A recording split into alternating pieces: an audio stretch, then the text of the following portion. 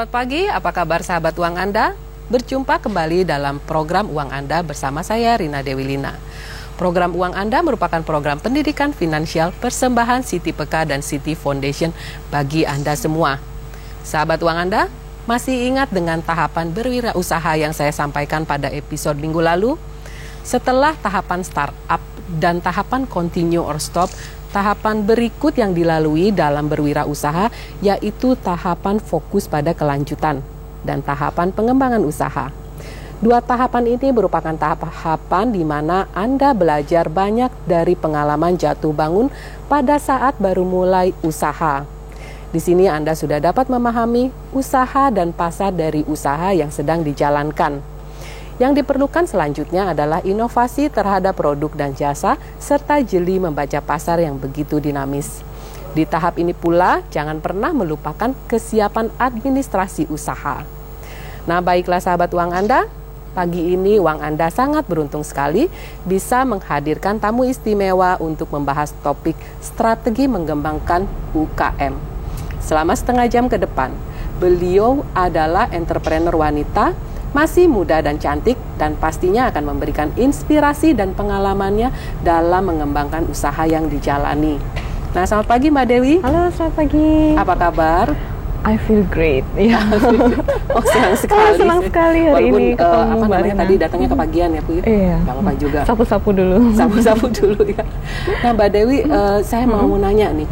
Sebenarnya ini kan Mbak Dewi ini luar biasa nih ya, kalau dibilang itu bisa luar biasa. Terima kasih. Saya ingin bertanya, sebenarnya ide awalnya tuh apa sih waktu mau jadi entrepreneur? Awalnya kan waktu itu saya kuliah ya, itu di Brawijaya. Terus karena saya dari keluarga yang sangat sederhana, jadi ibu saya cuma ngasih jatah sehari 2.000, itu nggak cukup lah untuk sehari. Jadi saya kepikiran gimana dapat uang buat beli buku, beli baju, apa seperti itu. Waktu itu saya cuma ngeliat di Brawijaya itu banyak banget pohon daun tuh jatuh-jatuh, terus lagi tren daur ulang. Saya kepikiran, oh saya ambil, saya bikin, saya jadiin handicraft daur ulang, saya jual gitu sih. Saya mikirnya gimana dengan modal 50.000 itu saya bisa bikin usaha yang bahannya saya dari lingkungan sekitar gitu aja. Oh, dari lingkungan. Jadi peluangnya sebenarnya dari lingkungan sekitar. Mbak Dewi lihat ada daun-daun, terus muncul kreativitas. Biji-biji, benar. Oh, ada biji-biji juga, muncul kreativitas sehingga memunculkan ide untuk membuat usaha. Iya, benar. Awalnya dari membutuhkan itu ya tambahan penghasilan gitu ya Mbak Dewi ya. Wah, ternyata luar biasa nih Mbak Dewi. Nah Mbak Dewi, saya mau nanya lagi nih. Sebenarnya kan sejak dari awal sampai sekarang pasti nggak gampang ya, dari mulai usaha sampai akhirnya sekarang, wah bisa dibilang luar biasa. Mungkin kalau orang yang baru awal melihat sekarang, lihatnya wah luar biasa, tapi ternyata dulu jatuh bangunnya pasti ada. Banyak sekali. Oh, banyak sekali ya. Boleh ceritain barangkali sedikit? Saya pernah karyawan, salah satu yang paling berat yang pernah saya alami itu, saya pernah karyawan saya ada 13 orang. Ternyata 11 dari karyawan saya itu resign mendadak, dan mereka ternyata dibajak oleh kompetitor gitu ya. Jadi dibajak oleh kompetitor, manajer produksi itu dikasih fasilitas rumah, dikontrakin, dikasih motor. Terus sekarang mulai dinikahin gitu sama kompetitor. Terus akhirnya dia menjiplak semua karya saya. Jadi saya harus mulai lagi dari nol kayak gitu. Oh, oke. Jadi memang ternyata tidak gampang ya. Ketika ide kreatif itu muncul dari kita, tiba-tiba ada follower. Iya. Nah, tiba-tiba ada follower yang membajak bukan dari idenya aja, bahkan dari karyawannya ya. Itu luar biasa. SDM itu sangat penting soalnya. Iya, SDM itu tentunya sangat penting ya. Nah, satu lagi nih yang saya mau tanyain, belum satu lagi, maksudnya satu lagi yang sekarang. Itu Mbak Dewi ini sekarang saya dengar juga mengajak ibu-ibu di sekitar itu dan memberikan pelatihan untuk memberikan entrepreneur.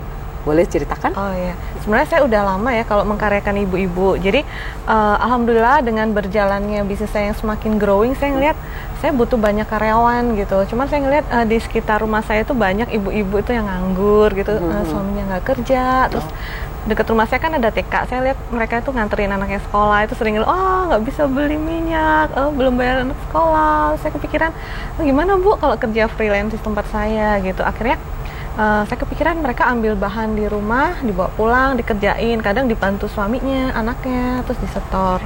Sekarang kita juga, karena alhamdulillah pesanan semakin banyak ya, kita sekarang kerjasama dengan lapas gitu ya. Jadi lapas wanita Sukun, dan kita di sana sudah sekitar 15 orang yang di lapas. Jadi itu mereka bisa dapat penghasilan tambahan. Terus kita juga kadang ngasih kayak pelatihan makeup, terus pelatihan tentang keberanian bermimpi. Nah, itu yang kita kasih sih.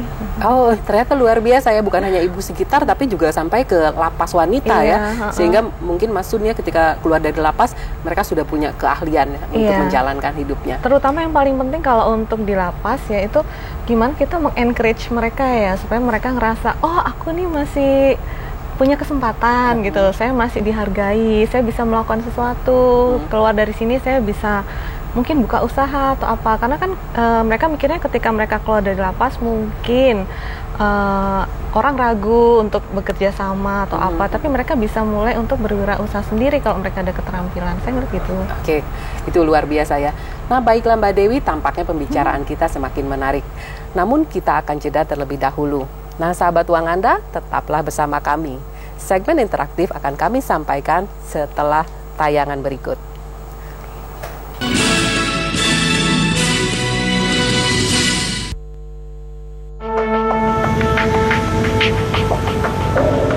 Sukses dan keberhasilan kita adalah hasil jerih payahnya.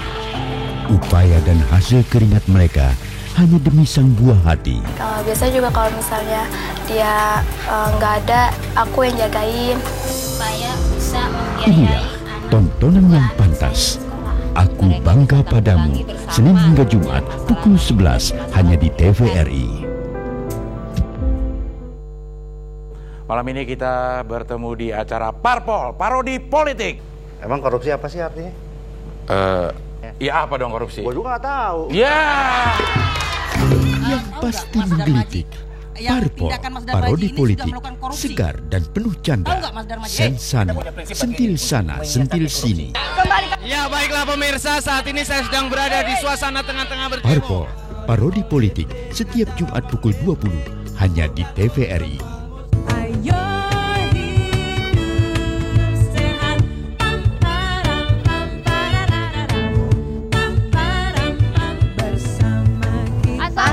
Yang butuh sehat, mari gabung di sini bersama Lula Kamal.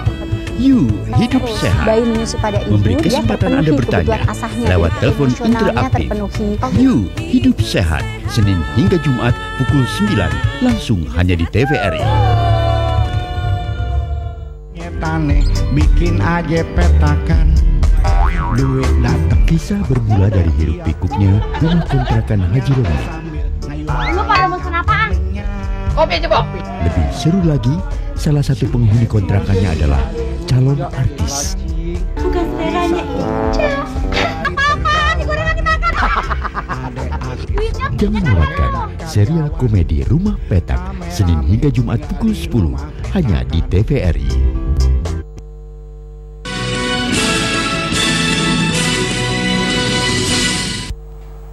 Baiklah, kini saatnya saya membuka segmen interaktif di nomor di bawah ini. Bagi Anda yang berhasil masuk ke line interaktif, mohon mengecilkan volume suara televisi Anda, serta tidak menyebutkan nama produk dan perusahaan, serta langsung ke pertanyaan untuk memberikan kesempatan bagi penelpon lainnya. Dan bagi pertanyaan yang tidak sesuai topik, kami akan menjawabnya secara ringkas.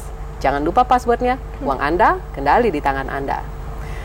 Nah, sahabat uang Anda, sambil menunggu telepon masuk, saya ingin kembali bertanya kepada narasumber istimewa kita. Mbak Dewi, dalam mengembangkan usaha ini, Mbak Dewi bisa ceritakan bagaimana tentang dari strategi marketingnya awalnya?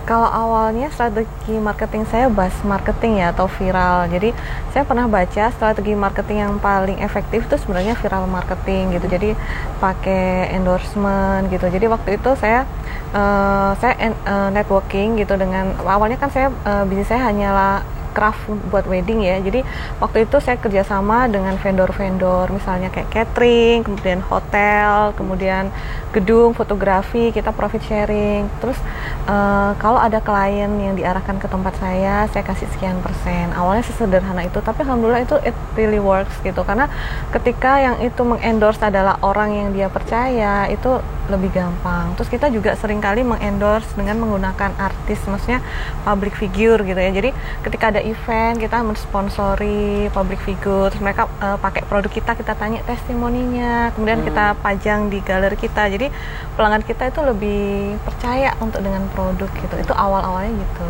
Dari awalnya gitu ya. Nah, ada telepon, mari kita angkat dulu. Halo, selamat pagi uang Anda. Passwordnya? Ya, selamat pagi. Passwordnya uang Anda kendali di tangan Anda. Uang Anda kendali di tangan Anda. Iya, silakan dari mana dan dengan siapa? Dengan tadi di pusat, Bu. Iya, silakan pertanyaannya. Ini topiknya apa, Bu? Nggak ada apa? Halo. Bidang usahanya apa? Nggak ditayangkan, Bu. Oh iya, baik. Sekali. Iya, saya nggak tahu ini topik bidang usahanya apa, nggak tahu saya dari awal. Ya. Menyimak. Baik, Pak. Baik. Terima kasih, Bu. Ya, terima kasih Pak Sutari. Bidang usahanya adalah seperti tadi sudah kami sebutkan adalah tentang handicraft yang dibuat oleh Ibu Dewi. Nah, baik Mbak Dewi, ternyata saya sambil kita kasih lihat nih sama sahabat uang Anda ya. Ini hasil karyanya adalah ada yang dari daun-daunan menjadi barang-barang souvenir, sama ada ininya. Ya, ada menjadi tempat frame foto ya. Iya. Dari sini. Nah sekarang Mbak Dewi, kalau gimana caranya Mbak Dewi mengembangkan si pasar itu? Mungkin kalau dulu Mbak Dewi ini kan dari daerah Malang ya, sekarang mungkin cuma dulu daerah Malang aja, terus sekarang udah sampai kemana nih? Alhamdulillah kalau pangsa pasar kita awalnya dulu tahun 2005 kita sempat kerjasama dengan eksportir ya, kita udah ekspor ke Eropa, ke US, pertama ke New York sih. Cuman kita melihat sekarang ekonomi Amerika, Eropa kan lagi turun ya, jadi kita pengen fokus di pasar lokal. Kalau untuk strategi yang kita pakai sekarang kita dengan sistem reseller. Jadi dengan sistem reseller kita kerjasama dengan beberapa mitra untuk membuka galeri kita. Misalnya ada yang di Palu, ada yang di rencananya kita juga buka di Ambon, di Mojokerto. Jadi kita bisa menjangkau pasar di seluruh Indonesia seperti itu. Ternyata luar biasa ya. Jadi dari ada telepon lagi. Halo, selamat pagi uang Anda. Halo, selamat. Uang Anda di tangan Anda. Iya, uang Anda kendali di tangan Anda. Dari mana dan dengan siapa? Dari Pak Irhanuddin, Tangerang Selatan. Iya, silakan pertanyaannya. Pertanyaannya, saya pensiunan pegawai negeri. Iya. Pensiunan sudah. Ya. Gajinya 4.100.000. Ya, silakan pertanyaannya. Pertanyaannya, itu yang menggunakan uang itu saya serahkan kepada istri saya setiap bulan. Ya. Ya, mudah-mudahan cukup. Itu bagaimana penggunaannya? Oh, baik Pak Irhanuddin, kayaknya saya dari yang jauh. Irhanuddin, ya baik. Terima kasih atas pertanyaannya. Nah, Bapak, oke, saya akan ambil telepon lagi. Halo, selamat pagi uang Anda. Ya, halo, selamat pagi uang Anda. Ya, kendali tangan Anda. Dari mana dan dengan siapa? Dari Pak Ridho, dari Jambi. Ya, silakan pertanyaannya. Gimana tuh, kalau misalnya saya saya kan tinggal di Jambi kan, kalau ini kan belum ada di Jambi kan, Mbak. Ya. Gimana kalau saya ada feeling mau mencabangkannya ke Jambi di tempat butik saya gitu. Oh, baik, terima kasih Pak atas pertanyaannya. Nah, Mbak Dewi silakan dijawab. Kalau kami membuka kesempatan partnership kan memang seluruh Indonesia. Penjualan kita yang terbaik tuh malah di luar pulau karena memang di sana sebenarnya daya beli itu tinggi. Cuman untuk penyedia jasa seperti ini belum ada gitu.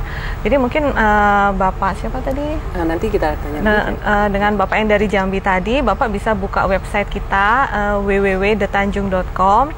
Nanti di situ ada informasi lengkap tentang gimana cara berpartner dengan kita seperti itu. Jadi informasinya sudah ada di websitenya, silakan kunjungi websitenya. Nah, sebelum kita lanjutkan, saya akan menjawab dulu pertanyaan dari Pak Irhanuddin, bagaimana mengelola keuangannya itu. Jadi pertama Pak, kalau memang sekarang sudah pensiun, Bapak sebaiknya melakukan perencanaan keuangan dahulu untuk melakukan perencanaan keuangan pengeluaran. Setelah itu nanti dievaluasi lagi. Nah, halo, selamat pagi Uang Anda. Halo, selamat pagi. Iya, selamat pagi Uang Anda. Dari mana dan dengan siapa? Dari Rian, Bu. Ya. Di Klender. Ya. Pertanyaannya? Saya mau nanya, Bu. Bagaimana membuat sistem yang baik ya bagi UKM? Sistem yang baik bagi UKM ya? Ya. Baik, pertanyaannya kita nanti dijawab oleh Mbak Dewi. Halo, selamat pagi uang Anda. Halo, selamat pagi uang Anda. Uang Anda Kendali di tangan Anda. Kendali di tangan Anda. Ya, baik, dari mana dan dengan siapa? Dari Leo dari Serang nih. Iya, silakan pertanyaannya. Tadi saya menyimak bahwa Mbak Dewi pernah menyatakan tadi itu karyawannya pernah dibajak ya oleh kompetitornya. Ya. Saya ingin tahu permasalahannya sampai bisa seperti itu tuh bagaimana bisa terjadi, dan setelah itu terjadi apa upaya yang dilakukan oleh Mbak Dewi untuk menanggulangi hal tersebut yang secara realnya ya. Kalau saya lihat tadi dengan kerjasama memanfaatkan sekitar ya dengan cara freelance. Nah, apakah ini tidak menjamin untuk kesinambungan kegiatan usaha? Karena kalau SDM-nya freelance kan sewaktu-waktu bisa hengkang dengan waktu yang tidak tertentu gitu. Itu aja. Terima kasih. Baik, terima kasih atas pertanyaannya. Nah, kita jawab dulu pertanyaan dari Pak Rian dari Klender. Bagaimana membuat satu sistem yang baik untuk UKM? Kalau menurut saya sistem itu harus tertulis ya, itu jadi sama kayak SOP gitu ya. Jadi kalau yang dilakukan di perusahaan kita, jadi mulai proses jadi kita bagi, misalnya ada administrasi, ada marketing, ada produksi, itu semua tertulis, ada standarisasi, standard operating procedure gitu ya. Terus kita juga ada KPI. Jadi KPI itu adalah bahwa dari semua yang dikerjain oleh karyawan kita harus bisa diukur gitu Pak. Misalnya untuk penjualan itu harus bisa diukur dengan nominal, misalnya bulan ini ditarget berapa untuk sales pertama, sales person kedua, itu seperti itu. Cara membuat sistem itu mungkin kalau untuk awal-awal tuh dengan cara yang sederhana, itu misalnya saya kasih contoh sederhana aja, misalnya anak desain, tolong deh biasanya kamu kerjain tiap pagi gimana? Biasanya saya minta mereka nulis dulu, baru saya tambahin, saya kasih feedback. Misalnya pagi nyalain komputer, habis itu dicek atau apa, kemudian desain yang udah ACC itu kemudian dibuatkan film, kemudian sebelum pulang dimatiin itu tertulis. Jadi ketika dia keluar kita udah ada sistemnya. Jadi setiap pagi anak desain tuh harus gini. Terus misalnya untuk anak marketing, dia pagi itu udah ada checklistnya gitu. Checklist, majalah harus ada, minum ada, brosur ada, AC nyala, musik klasik itu ada. Terus kemudian ketika ada komplain, handling komplain itu ada tahapannya juga, kita tertulis gitu. Misalnya kalau komplain seperti ini kita kasih kompensasi ini, komplain seperti ini kita kasih, itu semua tertulis. Jadi bisnis itu dalam jangka panjang bisa jalan sendiri, menurut saya seperti itu tahap awal seperti itu. Oke, baik Mbak Dewi, itu juga berarti termasuk dalam pembukuan ya, pembukuan akan dicatat dalam itu. Betul. Nah, sekarang kita akan menjawab pertanyaan dari Pak Leo dari Serang. Tadi dia menanyakan tentang gimana sih, apa sih kenapa karyawannya sampai dibajak, lalu setelah itu apa yang terjadi dan bagaimana menanganinya. Kemudian kalau ngambil orang-orang sekitar situ yang freelance, apa nggak jadi repot gitu? Oh iya, jadi gini, saya dulu awal berwirausaha memang tanpa background bisnisnya ya, jadi just do it gitu. Jadi saya banyak belajar dari pengalaman. Tapi kalau saya flashback gitu, kenapa hal itu bisa terjadi pembajakan, itu saya lebih banyak introspeksi diri saya sendiri gitu. Jadi menurut saya mungkin pada waktu itu karyawan saya terima tanpa seleksi yang ketat gitu. Kemudian saya hanya nerima tetangga, oke, saya terima gitu tanpa seleksi yang ketat. Terus kemudian saya tanpa sistem penggajian reward and punishment yang jelas. Jadi itu sekarang sudah saya rubah ketika saya mau mendapatkan karyawan inti gitu ya, karyawan inti yang untuk di kantor itu saya bikin iklan lowongan di koran. Kemudian ada sistem seleksi, tes psikologi, training itu 1 bulan, kemudian 3 bulan, kemudian kontrak 6 bulan, 1 tahun, begitu nggak oke kita lepas. Seperti mungkin di tempat lain dia lebih baik gitu ya. Jadi kita ada reward dan punishment-nya. Jadi ketika kita target, terus kemudian kita kasih training gitu, karena kita harus bisa melihat kebutuhan karyawan itu. Kadang dia nggak cuma secara material, dia pengen berkembang, kemudian dia juga pengen pendekatan, misalnya saya deketin secara pribadi. Jadi banyak faktor, tapi intinya ketika kita pengen memaintain karyawan gitu, kita harus memberikan dia ruang lingkup gitu supaya dia bisa growing. Terus kita kasih fasilitas yang membuat dia cukup nyaman untuk bisa berkarya. Oke, baik, terima kasih jawabannya. Halo, selamat pagi Uang Anda. Selamat pagi, Uang Anda kendali di tangan Anda. Iya, dari mana dan dengan siapa? Dari Regina di Cengkareng. Iya, Regina di Cengkareng. Silakan Ibu, pertanyaannya. Saya mempunyai modal sedikit. Juga bagaimana caranya mengembangkan untuk masa hari tua? Sekarang umur 47. Ya, umur 40-an ya Bu ya? Iya Bu. Usia 40-an. Oke, baik, nanti akan saya akan menjawabnya. Terima kasih atas teleponnya untuk Ibu Regina.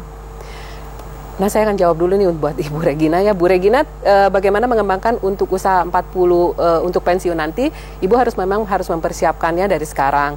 Ibu bisa juga melakukan satu usaha atau melakukan satu usaha yang kayak Mbak Dewi lakukan nih. Mbak Dewi, gimana nih caranya menyiapkan untuk pensiun dari usaha ini?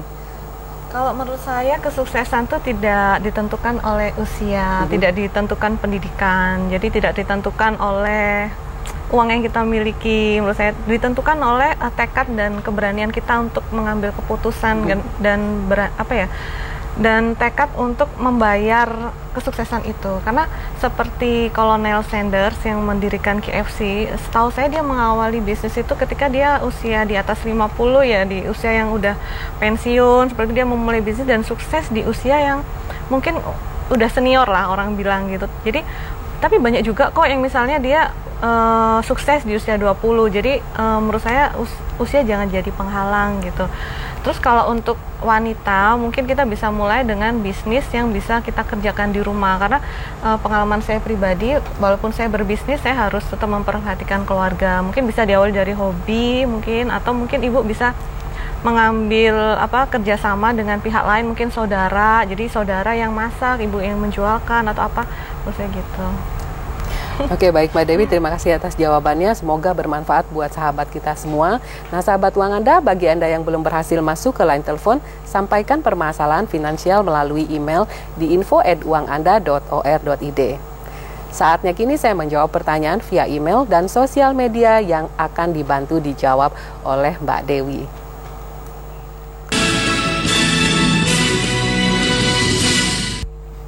Nah, email yang pertama saya akan bacakan dari Rena di Ciledug. Nah, Bu Rina, terima kasih atas topik pagi ini. Saat ini saya menjalankan usaha pakaian perempuan di komplek rumah. Saya ingin mengetahui bagaimana caranya mengembangkan usaha itu. Itu pertanyaannya. Kalau mengembangkan usaha melalui website atau melalui media sosial.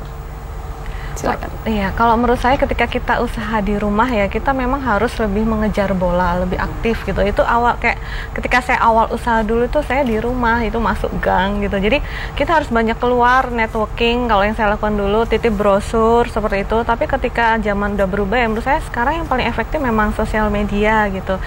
Facebook bisa dipakai, Twitter seperti itu. Cuman kalau saya melihat ketika kita bermain strategi menggunakan sosial media, kita harus pakainya soft selling gitu, jangan menggunakan hard selling. Misalnya jangan nge-tag, terus jangan terlalu saya jualan ini nih harganya segini, itu orang nggak comfort gitu. Yang kita lakukan menurut saya mending kita angkat brandingnya, cerita, wah saya bikin ini lucu, ini cara bikinnya gampang tapi hasilnya menarik, atau kita buat testimoni, kita share di Facebook. Itu menurut saya lebih efektif sih. Oh, berarti penjualannya jangan yang ngetek itu ya. Iya, nanti malah di-del. Ya. Nah, sekarang ada pertanyaan lagi nih dari fanpage yang datangnya dari Twitter, dari Erna. Saat ini Mbak Erna ini memiliki produk bayi dan ingin mengembangkannya melalui sistem reseller. Nah, apakah ini tepat? Pertanyaannya itu. Menurut saya reseller itu strategi yang sangat menarik ya, karena saya sekarang juga pakai sistem reseller gitu. Ketika kita menggunakan sistem partnership reseller ini pertama yang paling oke, kita bisa menjangkau pasar lebih luas dengan berbagi resiko. Pertama, ketika kita pengen menjual itu dengan sendiri, modal sendiri, itu pertama kita butuh modal gede di depan. Kalau dengan reseller kita berbagi modal. Kemudian ketika dengan sistem reseller juga kita bisa menjangkau kota-kota yang bahkan yang nggak kita kebayangin, kayak misalnya saya buka di Papua kayak gitu tuh, ketika saya pakai reseller, menurut saya itu sangat efektif. Oh, baik, terima kasih atas jawabannya. Nah, satu lagi nih Mbak Dewi, kita akan langsung aja nih kembali ke episode ini. Nah, sahabat Uang Anda, demikian episode pagi ini. Kami menerima pertanyaan, kritik maupun saran dari semua sahabat Uang Anda. Silakan kirim ke alamat email kami di info@uanganda.or.id atau bergabung dengan grup Uang Anda dengan like Facebook page di alamat Uang Anda. Anda juga dapat follow kami di Twitter di @uanganda. Bagi Anda yang mengirimkan pertanyaan paling menarik, akan kami kirimkan paket buku panduan pendidikan finansial persembahan Siti Peka dan Siti Foundation. Saya Rina Dewilina dan Dewi Tanjung undur diri. Sampai jumpa lagi di hari dan jam yang sama hanya di TVRI. Uang Anda kendali di tangan Anda.